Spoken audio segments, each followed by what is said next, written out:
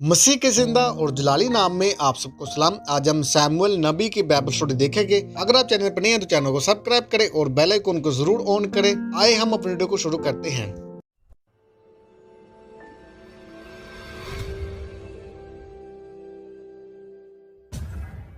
एक बांझ और खुदापरस्त औरत हन्ना की दुआ के जवाब में सैमुअल पैदा हुआ। जब इसका दूध चुराया गया तो इस वादा के मुताबिक जो इसने खुदा से किया था, हन्ना सैमुअल को सिला में खुदावन के घर लाई और एली काहिन के सुपुर्द कर दिया। इस तरह वो बचपन से खुदावन के घर में खिदमत करने लगा और खुदा एली काहिन से बात करने के बजाय छोटे सैमुअल से हम कलाम हुआ कि वो एली और इसके बेटों के साथ क्या सलूक करने वाला है। सैमुअल बड़ा होकर बनी इसराइल का काजी और काहिन बना। इसने रोमा में एक सुकूनत इख्तियार की जहां वो लोगों का इंसाफ किया करता था। इसी मकाम पर इसने एक मज़बा बनाया और वो साल ब साल बैत-अल अलजान और मुसफार का दौरा भी किया करता था। उम्र के आखिर पर इसने अपने बेटों गिबील और अबिया को बेरशबा में काजी मुकर किया। हम लोग के इत्तेहाज और अपने लिए बादशाह की दरख्वास्त के जवाब में सैमुअल ने शाऊल को बादशाह होने के लिए मसा किया। शाऊल ने 40 बरस हुकूमत की, मगर अफसोस कि वो खुदावन खुदा का वफादार न रहा,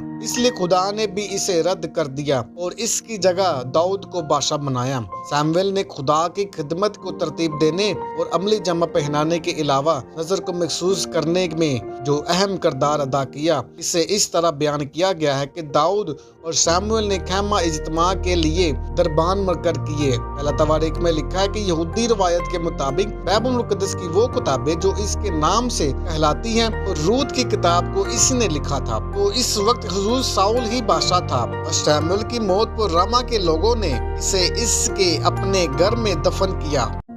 अगर आप चैनल पर नए हैं तो चैनल को सब्सक्राइब करें और बेल आइकन को जरूर ऑन करें।